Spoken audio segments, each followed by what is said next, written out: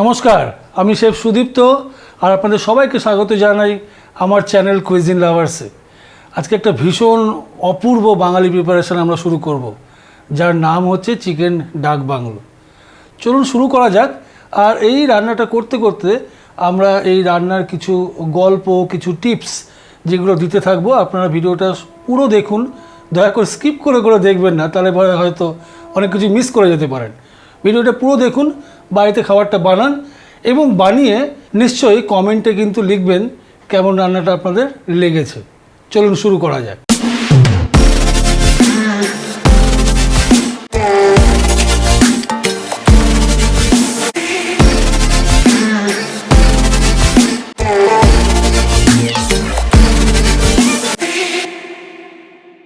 এই চিকেন ডাক বাংলো প্রিপারেশনে প্রথমে চিকেনটাকে আমাদের ম্যারিনেট করে নিতে হবে। ম্যারিনেট করব খুব সাধারণ ঘরোয়া জিনিস দিয়ে, এবং ম্যারিনেট করে এটা ফ্রিজে অন্তত 1 ঘন্টা রাখতেই হবে তার ভালো টেস্ট পাওয়ার জন্য। তো ম্যারিনেশনের জন্য সবার প্রথমে আমি দেবো এর মধ্যে টক দই,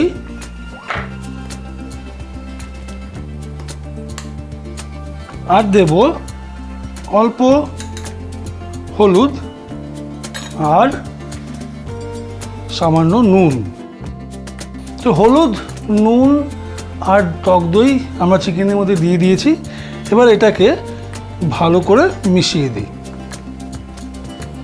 আর চিকেনের সঙ্গে ভালো করে চিকেনের গায়ে লাগিয়ে দেবো। চিকেনটা ম্যারিনেট করে নিয়েছি, এবার এটাকে ঢেকে আমরা ফ্রিজের মধ্যে রেখে দেবো অন্তত 1 ঘন্টা। যতক্ষণ চিকেনটা ম্যারিনেট হচ্ছে ফ্রিজের মধ্যে, ততক্ষণ আমি গ্রেভিটাকে বানিয়ে নিই। শুরুতে আমরা সর্ষের তেল নেব।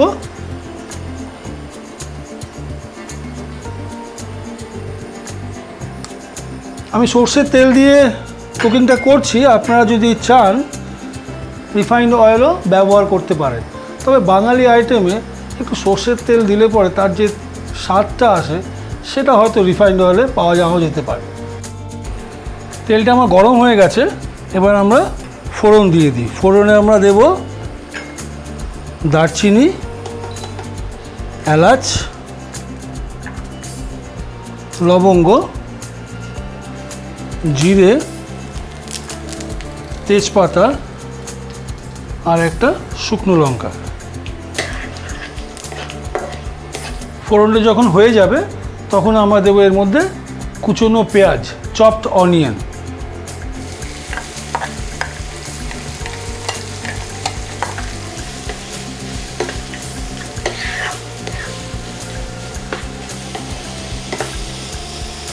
পেঁয়াজটা দিয়ে ভালো করে পেঁয়াজটাকে ব্রাউন করে ভেজে নিতে হবে। এটাই কিন্তু এই রান্নার সবথেকে গুরুত্বপূর্ণ বিষয়। যত সুন্দরভাবে ইভেনলি আপনি পেঁয়াজটাকে ব্রাউন করে ভাজতে পারবেন, তত রান্নাটা আপনার সুস্বাদু হবে।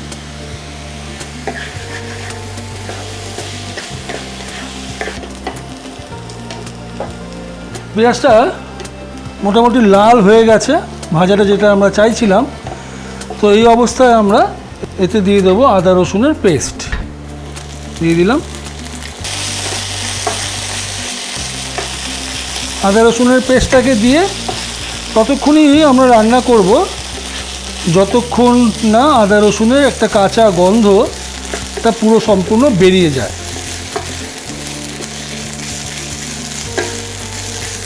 তো এটা একটা ইম্পর্টেন্ট টিপস মনে রাখবেন, যখনই আদা রসুন দিয়ে খাবার বানাবেন। আদা তাড়াতাড়ি ফ্রাই হয়ে যায়, তাই সেটা একটুখানি কম আঁচে করা ভালো। আদা রসুনটা আমার ভাজা হয়ে গেছে, এবার এতে একটুখানি আমরা গরম জল দিয়ে দিই। গরম জল দিয়ে ভালো করে মিশ্রণটাকে মিশিয়ে দেওয়া হোক।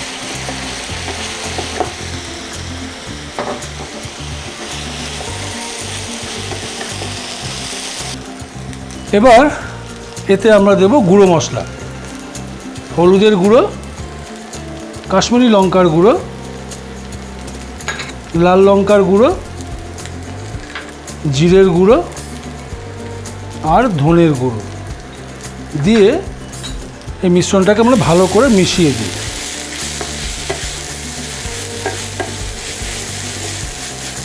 এই অবস্থায় আরেকটু জল দিয়ে দিই আমরা।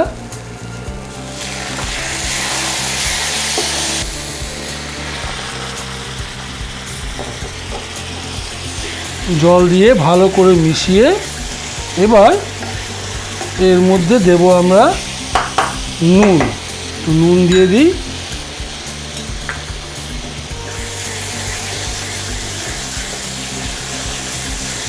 আর একটু মশলা দিয়ে এটাকে কষাতে হবে, এবং কষাতে গেলে আপনি দেখবেন একটু কষানো হয়ে গেলে পরে গ্রেভি থেকে তেল ছাড়ছে।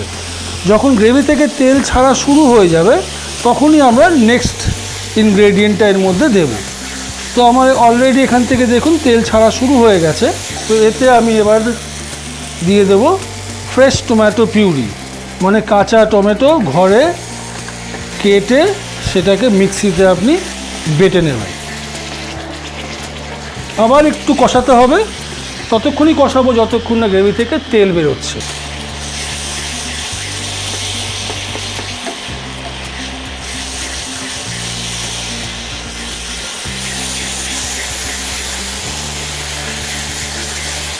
তো আমার মশলাটা মোটামুটি কষানো রেডি হয়ে গেছে, আর আমিও চট করে ফ্রিজ থেকে ম্যারিনেটেড চিকেনটা বের করে নিয়ে চলে এসেছি। তো এই অবস্থায় এবার আমি এর মধ্যে আমার ম্যারিনেটেড চিকেনটা মশলার মধ্যে ঢেলে দিই। ভালো করে এই চিকেনটাকে মশলার সাথে মিশিয়ে দিয়ে একটু কষিয়ে নিতে হবে। তবে এই সময় আমরা এর মধ্যে যখন চিকেনটাকে কষাচ্ছি তখন তার মধ্যে একটা সেদ্ধ ডিমও দিয়ে দেবো, যেটা আমি চিকেনের সঙ্গে কষাবো।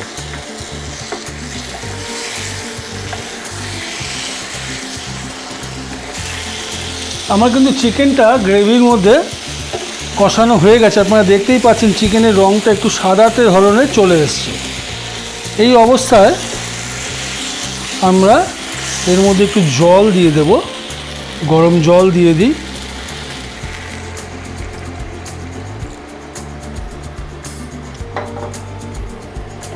দিয়ে এটাকে ভালো করে মিশিয়ে দিই। মিশিয়ে দিয়ে এবার আমরা কড়াইটাকে ঢেকে দেব, আর একটু ধিমি আছে মিনিট 5-7 চিকেনটাকে কুক করলেই কিন্তু আমাদের চিকেন রেডি হয়ে যায়। একটা ইম্পর্টেন্ট টিপস আপনাদের এই রান্নাটা হতে হতে আপনাদের দিয়ে রাখি। অনেক সময় দেখবেন চিকেন আপনারা অনেকক্ষণ ধরে সেদ্ধ করছেন, তা সত্ত্বেও চিকেনটা যেন শক্ত একটা রাবারি ভাব থেকে যায়। মনে রাখবেন এটা কিন্তু বেশিক্ষণ কুক করলে পরেই চিকেনের এই পরিস্থিতিটা কিন্তু তৈরি হয়। জেনারেলি খেয়াল রাখতে হবে চিকেন ততক্ষণই কুক করব যতক্ষণ না চিকেনটা প্রপারলি সফট হচ্ছে বা কুক হচ্ছে। বেশিক্ষণ ধরে কুক করলে পরে কিন্তু চিকেন যে খুব বেশি নরম হবে তা হয় না।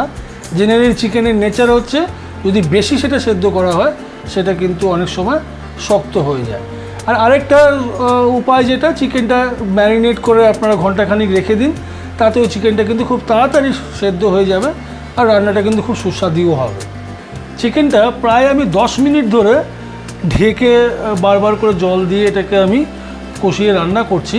তো একবার দেখে নেওয়া যাক এই অবস্থায় চিকেনটা কত দূর তৈরি হয়েছে। বাহ, খুব সুন্দর দেখতে হয়েছে, রঙটাও খুব সুন্দর হয়েছে। আর অল্প একটু সময় বাকি আছে, আর ম্যাক্সিমাম 5-6 মিনিট এটাকে কুক করতে হবে। তো আমি এর মধ্যে আরেকটু জল দিয়ে দিই।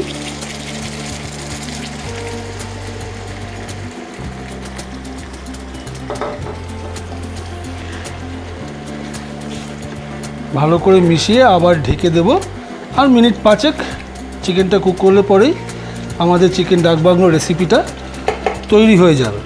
তবে যতক্ষণ চিকেনটা রেডি হচ্ছে আপনাদের একটা খুব ইন্টারেস্টিং হিস্ট্রি বলে রাখি এই চিকেন ডাক বাংলো নিয়ে। চিকেন ডাক বাংলো বেসিক্যালি এই আইটেমটার উদ্ভব হয়েছে বাংলো কথা থেকে, আর এটা এসছে ব্রিটিশ ইনফ্লুয়েন্সের মাধ্যমে। যখন ব্রিটিশরা ইন্ডিয়াতে আসতো এবং বা ব্রিটিশরা যখন কলকাতায় রাজত্ব চালাতো, তখন তারা যখন বাইরে থেকে আসতো বা তাদের গেস্টরা বাইরে থেকে আসতেন, তারা বিভিন্ন রেস্ট হাউসে তারা থাকতেন এবং সেই রেস্ট হাউসগুলোকে বলা হয় বাংলো।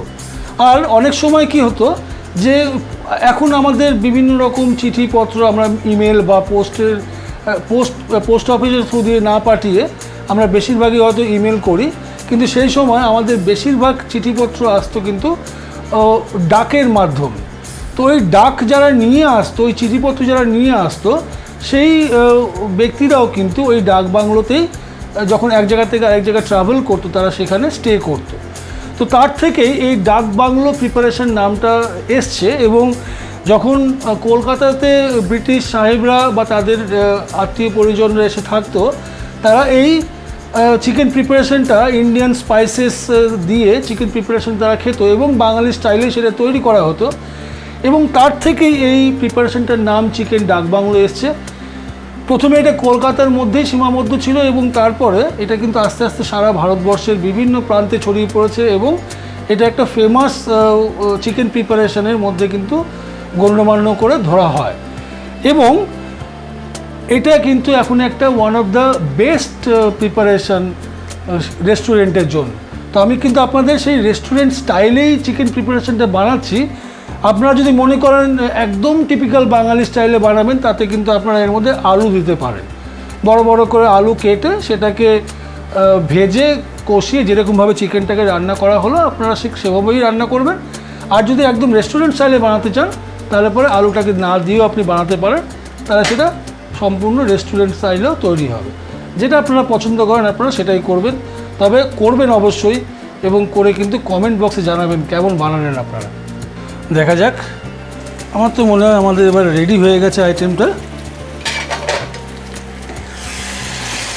বাহ, সুন্দর রেডি হয়ে গেছে। একটু মোটা ধরনের গ্রেভিটা হবে, তবে একদম শুকনো হবে না। ফ্লেমটা বন্ধ করে দিলাম। এবার এতে একটু ঘি দেব একটু গরম মশলার গুঁড়ো আর একটু কুচনো ধনে পাতা। এই আইটেমটা আপনি যে কোনো রাইস প্রিপারেশন বা ব্রেড প্রিপারেশনের সঙ্গে সার্ভ করতে পারেন। তো এবার আমরা প্রেজেন্টেশনটা করব।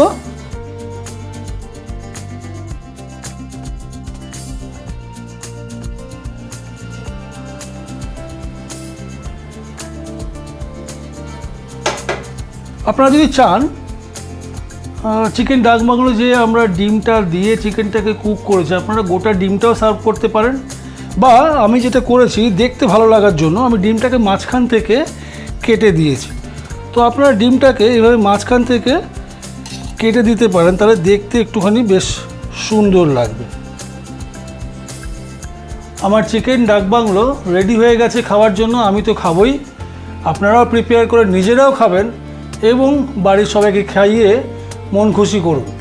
আর আমাকে কমেন্টে লিখুন কেমন আপনাদের রান্নাটা বানানো হয়েছে। আরেকটা ইনফরমেশন যেটা দেওয়ার ছিল সেটা হচ্ছে যে আপনাদের যে কোনো আইটেম যা আপনাদের দেখতে ইচ্ছে হচ্ছে বা ভালো লাগছে বা ভালো লাগবে দেখালে পরে আপনারা আমাকে কমেন্ট বক্সে লিখুন। আমি নিশ্চয়ই সেই প্রিপারেশনটা বানাবো, সেটা ইন্ডিয়ান হোক বা যে কোনো দেশের প্রিপারেশন হোক। আপনারা আমার কমেন্ট বক্সে লিখুন, আমি নিশ্চয়ই সেই আইটেমটা বানিয়ে আপনাদের কাছে পরিবেশন করব। খুব ভালো থাকবেন, সবাই এনজয় করুন, রেসিপি বানান, ভালো করে খাওয়ান সবাইকে, আর রেসিপি বানাতে বানাতে হ্যাপি থাকুন। কুইজিন লাভার থেকে শেফ সুদীপ্ত এবার আপনাদের থেকে বিদায় নিচ্ছে। দেখা হবে আরেকটা দারুণ কোনো রেসিপি নিয়ে। অপেক্ষায় থাকবেন কিন্তু, আর নিশ্চয়ই লাইক আর শেয়ার করতে প্লিজ ভুলবেন না। Thank you very much. Happy cooking.